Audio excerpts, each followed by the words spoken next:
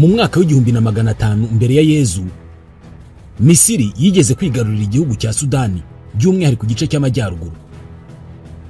Muri icyo gihe Sudani ntabwo yitwaga Sudani, ahubwo yitwaga Kushi. Ku basomyi ba Bibiliya iri zina Kushi bararizi. Mu gitabo cy'umuhanuzi Izayi, uyu muhanuzi yanditse ubuhanuzi bwinshi ku bice bitandukanye by'isi birimo n'iki gihugu cya Kushi, ariyo Sudani y'uyu munsi. Ku gice cya 18 mu gitabo cy'umuhanuzi Izayi handitse ibirebana n'umujinya w'Imana kuri iki gihugu cya Kushi n'uburyo icyo gihugu kizahanwa. Haranditse haturagowe, wa gihuguwe cyuzuye urusaku rw'amababa y'udukoko turi ku nzuzi z'Ikushi, wowe wohereza intumwa zinyuze mu nyanja zikaza mu mato y'imfunzo hejuru y'amazi. Nimwihute ntumwa zabuhiriye, mutahe iwanyu muri kiriya gihugu, igihugu cy'abantu barebare b'umubiri unogereye, igihugu gitinywa kugera ku mpera z'isi, igihugu gikomeye kandi gishikamira abanzi, kikaba cyambukiranyijwe n'inzuzi. Hano inzuzi zavuzwe muri Bibiliya zirimo n'urwaniro. Mu kwezi kwa 12 mu mwaka wa 2022, umwe mu bayobozi b'ishyaka riri ku butegetsi muri Sudani y'Epfo SPLM ni General Kuol Mayang Juk yavuze uburyo abantu badakwiye gukomeza kunenga ishyaka rye riri ku butegetsi, bavuga ko ari ryo rigira uruhare mu bibazo iki gihugu cye cya Sudani y'Epfo gifite, by'umwihariko intambara kimazemo imyaka irenga 12. Ngo ishyaka rye ntabwo ari ryo rikwiye kubinengerwa, ahubwo ngo iki gihugu cye kirimo kuba mu muvumo cyavumwe n'umuhanuzi Izayi. Sudani na Sudani y'Epfo ni ibihugu bifitanye isano ikomeye cyane kubera ko byanahoze ari igihugu kimwe kugera ejo bundi mu 2011. Uyu munsi ibi bihugu byombi biri mu ntambara, kandi na Sudani yose uko yakabaye itaranabyara Sudani y'Epfo ni igihugu cyabaye mu ntambara igihe kirekire. Sudani yaravumwe koko? Tugiye kuvuga ku mateka ya Sudani ndetse n'inkomoko y'intambara zitasibye kwibasira iki gihugu kugera n'uyu munsi. Tubahaye ikaze. Uyu munsi abanyasudani miliyoni 24,600, ubwo ni hafi 1/2 cy'abanyasudani bose bakeneye ubufasha bwihutirwa bw'ibiribwa, imiti, amazi meza n'ibindi. Abagera kuri miliyoni 12 baba mu nkambi imbere mu gihugu. Ishami rya Loni rishinzwe impunzi ribara abanyasudani 210,000 bahungiye muri Libya. Uko byagenda kose, mumaze imyaka 2 mubyumva mu makuru ndetse mwaranabibonye ko hano mu Rwanda hari abanyasudani benshi bahungiye biganjemo abanyeshuri biga muri za kaminuza zitandukanye hano mu Rwanda. Kuva mu kwezi kwa 4 k'umwaka wa 2023 hari intambara ikomeye muri Sudani. Usibye miliyoni z'abantu twavugaga mu kanya bahunze, iyi ntambara imaze no kwica abarenga 100,000. Hari abasirikare bakuru b'abajenerali barimo kurwanira ubutegetsi muri Sudani, mu gihe abaturage benshi bashaka guverinoma iyobowe n'abasivile kandi igendera kuri demokarasi. Iyi ni intambara itavugwa cyane mu bitangazamakuru kandi ntabwo abantu bayumva neza, niyo mpamvu tugiye kuyivugaho.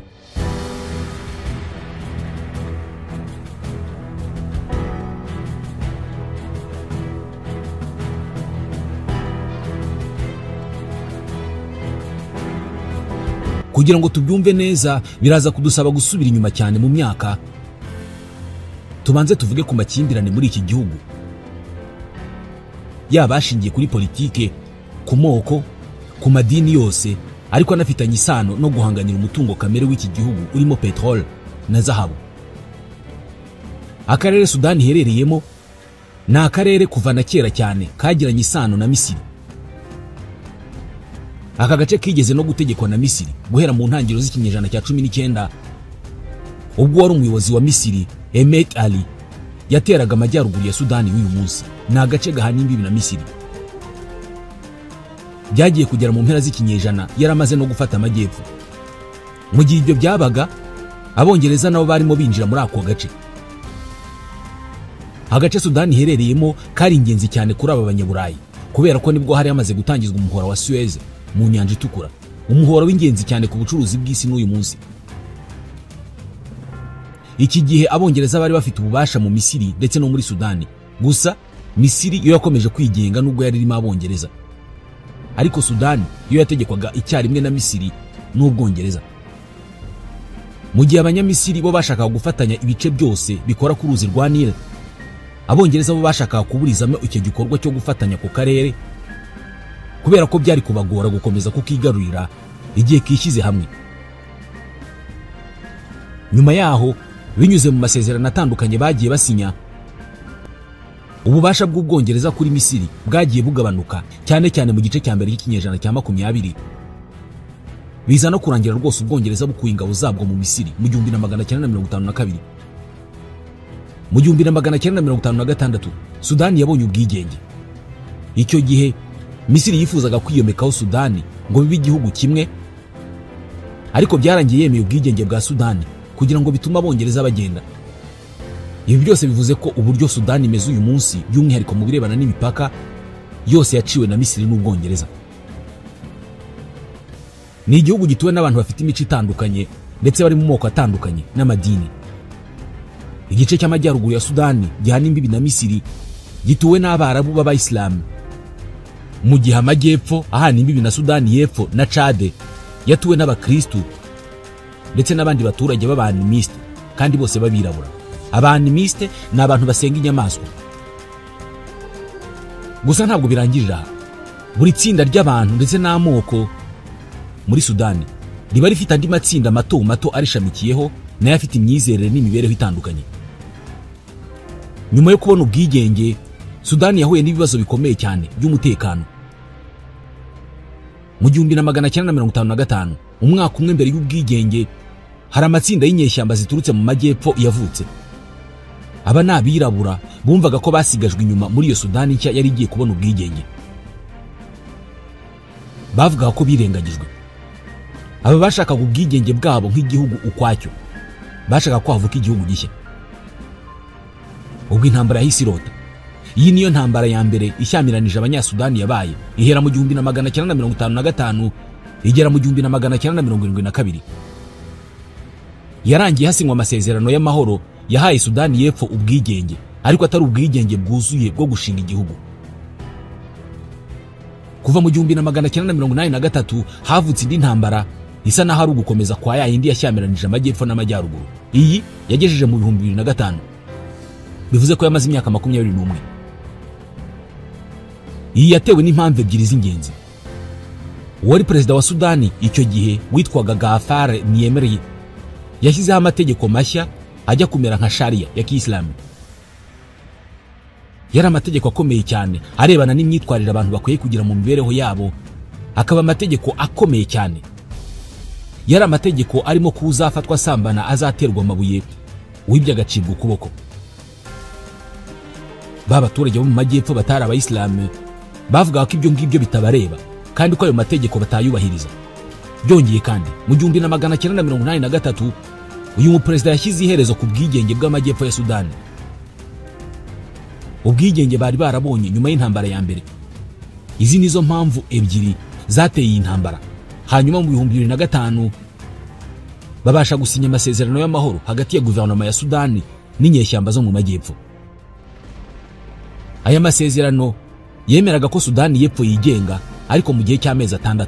Hanyuma nyuma y'ayo mezi bagategura amatora ya referendum agamije kubaza abaturage niba bemera ko Sudani y'Epfo iba igihugu kwacyo. Mu 2011 iryo tora ryarabaye, ariko n'ubundi ryari nk'umuhango, kubera ko 98.83% y'abaturage bashakaga ubwo bwigenge bwa Sudani y'Epfo. Uko niko igihugu cya Sudani y'Epfo cyavutse, kiba kivuye kuri Sudani. Kuri Sudani yose, gutakaza Sudani y'Epfo byari bivuze gutakaza igice kinini cyane cy'amafaranga bakuraga muri petrol, kubera ko amajyepfo arakungahaye cyane. 75% bya petrol ya Sudani yose iri mu majyepfo. Gusa na nyuma y'ubwigenge, Sudani y'Epfo yakomeje kohereza petrol mu majyaruguru muri Sudani inyuze mu bihombo byari byarubatswe mbere. Gusa ntabwo yabaga igiye kuguma aho ngaho muri Sudani, kubera ko niyabaga ijyanwe ku cyambu cya Sudani kugira ngo yoherezwe mu mahanga ya kure. Sudani, kubera ko ariyo yubatse ibyo bihombo, birumvikana yahise itangira kwishyuza Sudani y'Epfo amafaranga y'ubukode. mwasabye ubwigenge mushaka kutwiyomoraho, turabubaha, none mwabaye igihugu kwanyu, ubwo rero mutangire mwishyura ubukode bw'ibikorwa remezo byacu. Bana bishyuzaga amafaranga menshi cyane kubera ko buri kagunguru ka petrol banyuzaga mu gihombo cyabo bakishyuzaga amadolari 25. Hano twavuze ubushyamirane bw'amajyepfo n'amajyaruguru ya Sudani, ariko ntabwo aya ariyo makimbirane yonyine Sudani yagize yayishoye mu ntambara irimo uyu munsi.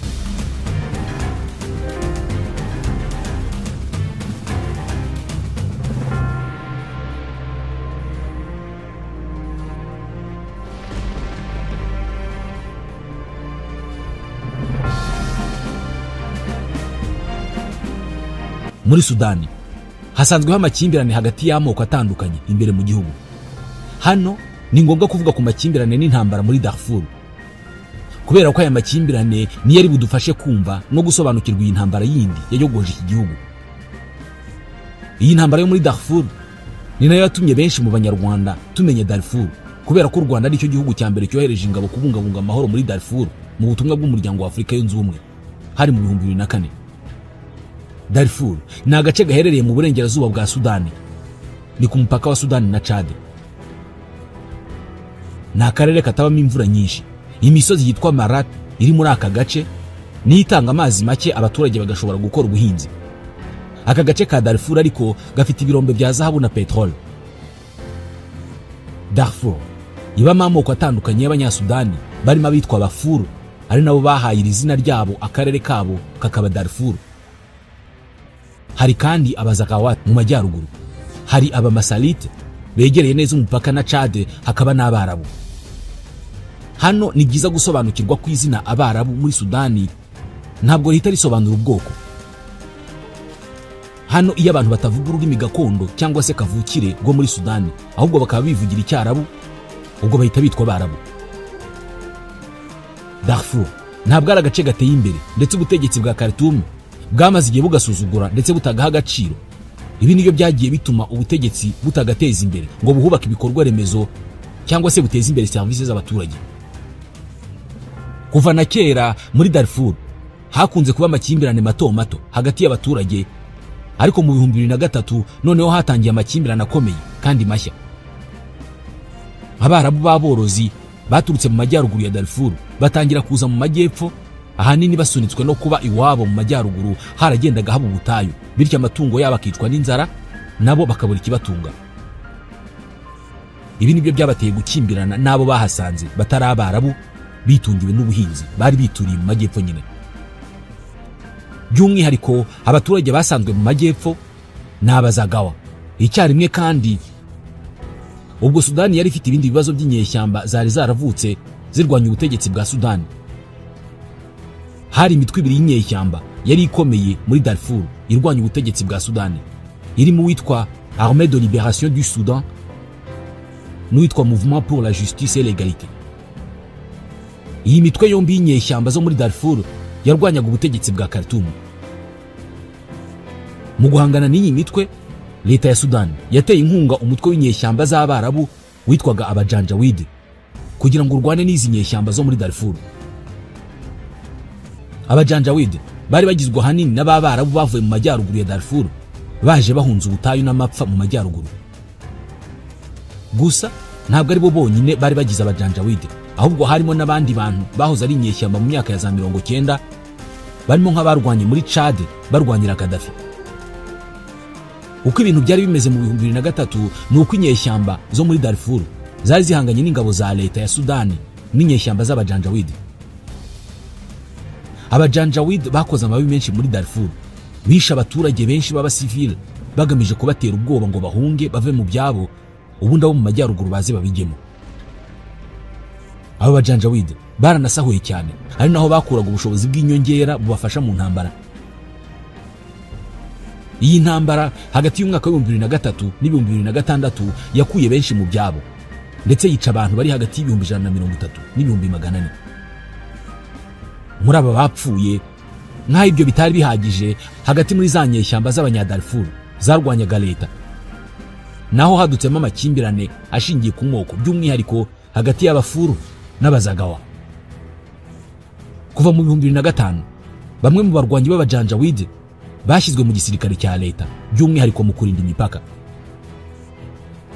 Mu 2013 b'abajanjawid bari barashyizwe mu gisirikare cya leta bagikuwemo, ahubwo bashingirwa umutwe wabo witwa FSR, Force de Soutien Rapide, mu cyongereza ni Rapid Support Forces cyangwa se RSF. Umuyobozi wabo yitwa Mohamed Hamdan Dagalo, bakunze kwita Emeti. Uyu ni umukire w'umushoramari. Umwungirije ni murumuna we, kandi abarwanyi bawo bose nabo mu bwoko bumwe. Aba Maria, aba n'abarabu bo mu majyaruguru ya Darfur.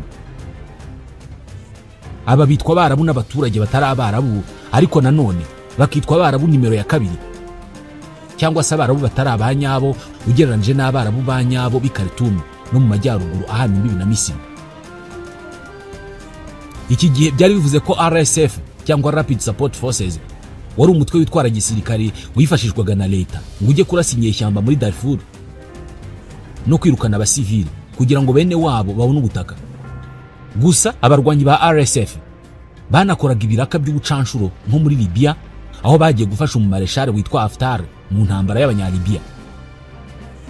Banarwanye muri Yemen ku ruhande rwa leta zunze ubumwe z'abasoviete, hano ariko abarwanyi ba Emeti barishwe cyane. Ubu tumaze kuvuga ku ntambara ebyiri za mbere muri Sudani zanavuyemo ivuka rya Sudani y'Epfo mu 2011.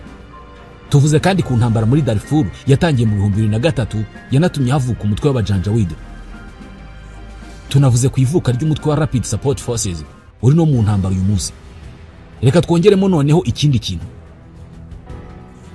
Kuva mu 1989 umugabo umwe tutigeze tuvugaho na rimwe muri iki kiganiro niwe wayoboraga igihugu cya Sudani, Omar al-Bashir. Yageze ku butegetsi ateye kudeta. Yari umusirikare mwiza, akaba hafi y'umuryango mugari w'abayisilamu. Yakomokaga mu barabu bo mu majyaruguru kimwe n'abandi bayobozi hafi ya bose bategetse Sudani. Gutakaza Sudani y'Epfo mu 2011 ibonye ubwigenge ndetse n'ingaruka z'ubukungu zakurikiye byajegeje cyane General Bashir we n'ubutegetsi bwe. Ibi byazanye imyigaragambyo y'abaturage Khartoum no mu yindi mijyi guhera mu 2018. Iyi myigaragambyo Bashir yarayirwanyije akomeje cyane, akoresha amasasu ya nyayo arasa mu baturage. Byarangiye mu 2019 yegurwe n'igisirikare kibifashijwemo na wa mutwe wa Rapid Support Forces. Kuba igisirikare aricyo cyakuye ku butegetsi Bashir kikabikora abaturage baratangiye imyigaragambyo, byatumye abaturage barakara cyane, batekereza ko igisirikare kibibye mpinduramatwara, kibibye nsinzi. Bati ubu butegetsi ni twebwe tubwihirikiye kubera ko ni twebwe twatangije imyigaragambyo, bityo rero abasirikare ntabwo mukwiye kuza kwiyitirira insinzi. Ubu butegetsi bwa Bashir bumaze guhirima, hashyizweho inama yiswe y'agakiza ka rubanda ije kuyobora igihugu mu nzibacyuho. Byari itsinda rigizwe n'abasirikare, abasivili n'abayobozi b'imitwe y'inyeshyamba yarwanyaga ubutegetsi. Bashyizeho iyi guverinoma mu ntangiriro z'umwaka wa 2021. Iyi yari inama igomba kuyobora igihugu mu gihe cy'inzibacyuho yagombaga kumara amezi 39, ubundi hagategurwa amatora. Perezida w'iyo nama yari Abdel Fattah al-Burhan, umusirikare wayoboye abahiritse ubutegetsi bwa Bashir. Yari yungirijwe na Mohamed Hamdan Dagalo Emeti, muramwibuka, umuyobozi wa Rapid Support Forces kuva mu 2013. Muri iyi nzibacyuho byari binateganyijwe ko nyuma y'amezi 21 ubuyobozi bw'iyi nama iyoboye igihugu buzava mu maboko y'umusirikare bugahabwa umusivili. Ikibazo nuko ubu butegetsi bw'inzibacyuho bwari bufite ibibazo byinshi cyane cyane ahanini bishingiye ku bukungu. Mu kwa 9 mu 2021 itsinda ry'abasivili n'abasirikare bashyigikiye uwahoze ari President al-Bashir bagerageje guhirika iyi guverinoma, ariko birabapfubana. Nyuma y'ukwezi kumwe umuyobozi w'igihugu w'inzibacyuho General Abdel Fattah al-Burhan niwe noneho wahise akora kudeta. Uti yateye kudeta ate kandi yari ku butegetsi? Yasheshe bya bindi bari barumvikanyeho byose byo kuzahererekanya ubutegetsi ndetse no gukorana na babandi bose mu gutegeka igihugu, ahubwo aba president udafite uwaha raporo. Ibi kandi yabigezeho. Ibintu byahise bisubira kuba bibi cyane muri Sudani. imiryango mpuzamahanga irakomakoma, inkunga z'imiryango mpuzamahanga n'ibihugu bikomeye zirahagarikwa, hasinywa amasezerano menshi agamije kugaruraho inzibacyuho izategura amatora, hari n'ako abaturage bari mu mihanda bigaragambya. Uko ibi byabaga niko Al-Burhan yarimo yisuganya ashaka inshuti ndetse n'inkunga, abasha kubona ubufasha ku barwanyi b'Abarabu b'Abayisilamu bo hafi ya perezida wa kera Al-Bashir.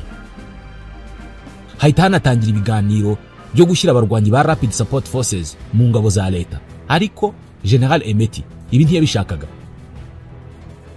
Aha rero niho ibibazo byatangiriye hagati ya General Abdel Fattah Al-Burhan ufite igisirikare cya leta na General Mohamed Hamdan Dagalo uyobora RSF. RSF yahise itangira gushaka binjira mu gisirikare cyayo hirya no hino mu gihugu, irababona. Uko niko mu kwezi kwa kane mu 2023 intambara yatangiye.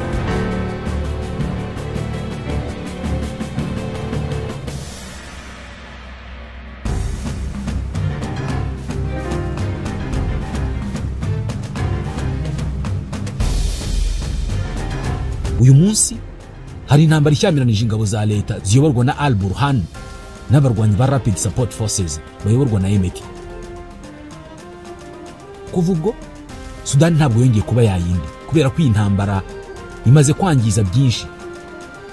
Mu 2023 ubukungu bw'igihugu bwasubiye inyuma ku kigero cya 40%, ndetse buzanakomeza kumanuka ku kigero cya 28% muri uyu mwaka. Leta nayo iri mu bibazo bikomeye cyane, kubera ko ibyo yinjiza byaragabanutse cyane ku kigero cya 80%. Ubucuruzi mpuzamahanga bugamanuka ku kigero cya 28%, mu gihe byangiritse muri rusange bifite agaciro karenga miliyari 200 z'amadolari. Uretse ibintu, abantu nabo barapfuye, abarenga 100,000 bamaze kwicwa, mu gihe miliyoni zirenga 12 zahunze igihugu. 210,000 bari muri Libya, ariko muri rusange bavuye mu gihugu bose bararenga miliyoni 3. Ibyinshi mu bihugu bahungiyemo ni ibituranye na Sudani, ariko na hano mu Rwanda barahari. Muri rusange abanyasudani bagera ku 4,000 bari mu Rwanda, biganjemo abaje bahunze. Harimo abanyeshuri bagera ku 1,400, harimo kandi abashoramari. Ishoramari ryabo mu Rwanda muri rusange rifite agaciro ka miliyoni 10 z'amadolari. Ambasaderi wa Sudani mu Rwanda Khalid Musa Dafala Musa aherutse gushima leta y'u Rwanda kuri gahunda yayo yo kwakira abanyafurika, harimo n'abari mu kaga k'abaturuka muri Sudani. Ngiyi intambara ikomeje guca ibintu muri Sudani kugera uyu munsi, ntawe uzi icyerekezo cyayo. Iki gihugu cya Sudani kimaze imyaka yose mu ntambara cyaravumwe koko? Ni naha dusoreje ikiganiro cyo kuri uyu munsi. Nitwa Ismael Mwanafunzi, ndabashimiye.